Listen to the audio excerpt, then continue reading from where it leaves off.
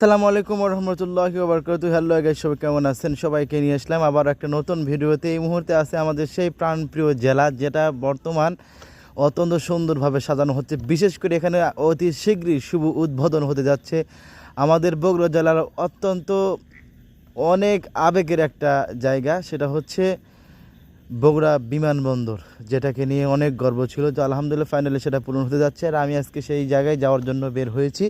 দেখা যাক কতদূর পর্যন্ত যাওয়া হয়। প্রথমেই আমি চলে আসলাম আমাদের সেই বগুড়ার সেই ঐতিহ্যবাহী সাত মাথা, যেখানে আপনি আসলে অবশ্যই যে কোনো জায়গায় যেতে হলে সাত মাথা দিয়ে আপনাকে যেতে হবে। সুতরাং আর কথা না বাড়িয়ে ভিডিওর চিত্রগুলো সবাই লক্ষ্য করুন, ফলো রাখুন।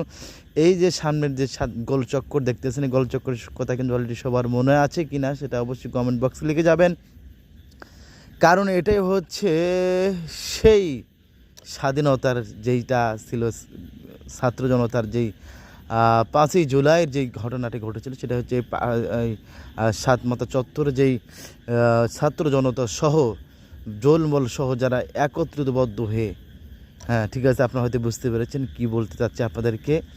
তো এই ছিল সেই চত্বর, যে চত্বরকে অসংখ্য মানুষকে কাঁদিয়েছে, যে চত্বর অসংখ্য মানুষকে হাসিয়েছে, যে চত্বর মানুষকে এত অনুপ্রেরণা দিয়েছে, যার মাধ্যম দিয়ে দেশে আর একটা স্বাধীনতা কিন্তু অলরেডি মানুষ পেয়েছে। তো ফাইনালি ওইদিকে আমরা কথা না বাড়িয়ে আমরা চলে যাচ্ছি সরাসরি।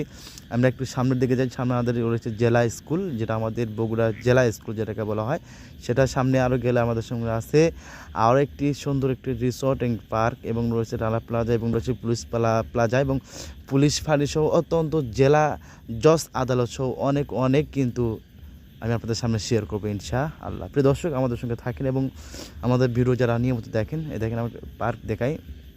আসলে পার্কগুলো আমি কিন্তু অলরেডি চলতি পথে কিন্তু আপনাদের সামনে ভিডিওগুলো শেয়ার করছি। আমার সুযোগ হয়নি বিধায় কিন্তু আমি রিস্কে চড়ে কিন্তু আমি ভিডিওগুলো শেয়ার করছি। আপনারা চাইলে স্বচক্ষে দেখার জন্য আপনারা কিন্তু সবাই যেতে পারেন। দেখছি আমার পাশে কিন্তু রানা প্লাজা, যেটাকে অত্যন্ত বগুড়ার ঐতিহ্যবাহী একটা প্লাজাই বলা হয় বা শোরুম বলা হয়। আরও সামনে রয়েছে অনেক কিছু, এরকম আরও অনেক অনেক বহুত বড় বড় কিন্তু অলরেডি বিল্ডিং দোতলায় কিন্তু রয়েছে, যেটা আমরা সচরাচর মানুষগুলো কিন্তু সবাই কিন্তু এখানে সামগ্রিকগুলো কিনে থাকি বা বিভিন্ন পণ্য কিন্তু ক্রয় করে থাকি। সেই জায়গাগুলো আমরা আপনাদের সামনে শেয়ার করছি। মূলত ছিল আমার কাছে একটা প্রিন্টারটা নেওয়ার জন্য, বা প্রিন্টারটা আমাকে সমস্যা সেটা সমাধানের জন্য কিন্তু অলরেডি মেকানিক যাওয়া। তো ফাইনালি সেখানে চলে যাচ্ছি। এই মুহূর্তে আমরা যাচ্ছি একদম পুলিশ ফাঁড়ি, যেখানে মূল ফাঁড়ি যে রয়েছে থানার, সেখানে যাচ্ছি। তো আমাদের সঙ্গে থাকুন, দেখেন।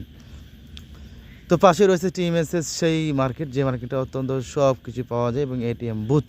আপনারা চাইলে এখান থেকে আপনার আল আরাফা ইসলামী ব্যাংকের টাকা এখান থেকে তুলতে পারেন এটিএম কার্ড দিয়ে, দেখতে পাচ্ছেন এই মুহূর্তে। ঠিক আছে, তো আমরা সামনে থেকে আরও এগিয়ে যাব। দর্শক ভালো থাকেন। আমি এতক্ষণ ছিলাম বগুড়া থেকে আপনাদের প্রিয় ভাই মোহাম্মদ ফরহাদ হোসেন।